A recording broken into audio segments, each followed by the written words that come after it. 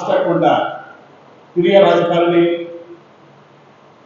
ನಮ್ಮ ಕೆ.ಎಚ್. ಮುನಿಯಪ್ಪ ಸಾಹೇಬರನ್ನ ಈ ರಾಜ್ಯದ ಉಪಮುಖ್ಯಮಂತ್ರಿಗಳನ್ನಾಗಿ ಮಾಡುವ ನಿಟ್ಟಿನಲ್ಲಿ ನಾವು ಎಐಸಿಸಿ ಮತ್ತು ರಾಜ್ಯದ ವರಿಷ್ಠರನ್ನ ನಾವು ಒತ್ತಾಯ ಮಾಡ್ತಾ ಇದ್ದೀವಿ.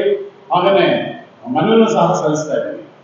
ಯಾಕೆಂತಂದ್ರೆ ಕೆ.ಎಚ್. ಮುನಿಯಪ್ಪನವರು ನಮ್ಮ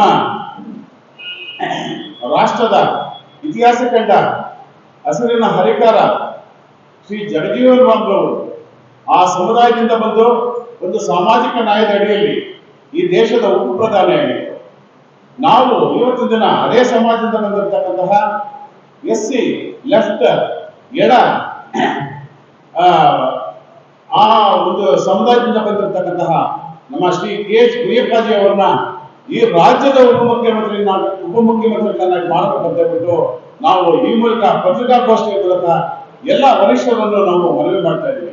ಯಾಕೆ ಅಂತಂದ್ರೆ ನಮ್ಮ ಅವರು ಯಾವುದೇ ಒಂದು ಸುಮಾರು 7 ಬಾರಿ ಲೋಕಸಭಾ ಸದಸ್ಯರಾಗಿ ಕಾರ್ಯನಿರ್ವಹಣೆ ಮಾಡಿರುವಂತದ್ದು.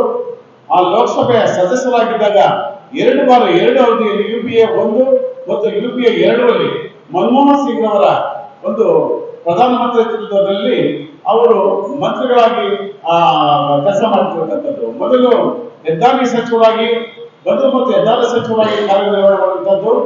ಆ ಮೂಲಕ ಇಲ್ಲಿ ನಮ್ಮ ಜಿಲ್ಲೆಗೆ ಮತ್ತು ಬ್ಯಾಂಗ್ಳೂರು ರೂರಲ್ ಜಿಲ್ಲೆಗೆ ಮತ್ತು ನಮ್ಮ ಕೋಲಾರ ಜಿಲ್ಲೆಗೆ ಎಲ್ಲ ಕಡೆ ಸಹ ಚತುಷ್ಪಥ ರಸ್ತೆ ಬರೋದಕ್ಕೆ ಮುಖ್ಯ ಕಾರಣಕರ್ತರಾಗಿದ್ದವರು.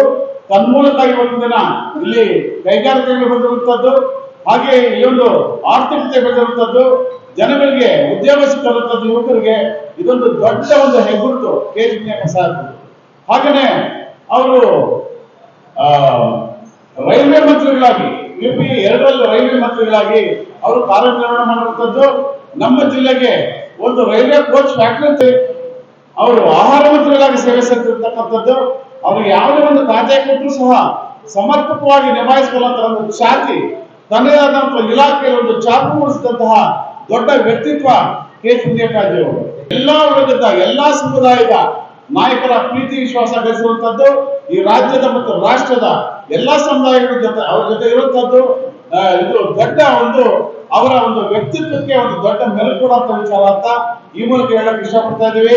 ಹಾಗೇನೆ ನಮ್ಮ ರೀತಿ ಸಿದ್ದರಾಮಯ್ಯ ಅವರ ಮಂತ್ರಿಮಂಡಲದಲ್ಲಿ ಮಂತ್ರಿಯಾಗಿ ಅವರೇ ನಿಮ್ಗೆಲ್ಲ ಗೊತ್ತಿರ್ತಕ್ಕಂಥ ವಿಚಾರ, ನಿಮ್ಗೆಲ್ಲರೂ ಕೂಡ ಬಹಳ ಉಪಮುಖ್ಯಮಂತ್ರಿಗಳಾಗಿ ಘೋಷಣೆ ಮಾಡಬೇಕು ಅಂತ ನಾವೆಲ್ಲರೂ ಜಿಲ್ಲಾ ಕಾಂಗ್ರೆಸ್ ವತಿಯಿಂದ ಎಲ್ಲ ಕಾರ್ಯಕರ್ತರ ವತಿಯಿಂದ ನಾವು ಒಕ್ಕಲಿನಿಂದ ವರಿಷ್ಠರಲ್ಲಿ ಮನವಿ ಮಾಡ್ತಾ ಇದ್ದೇವೆ, ಮನವಿಯನ್ನು ಕೂಡ ಸಲ್ಲಿಸ್ತಾ ಇದ್ದೇವೆ.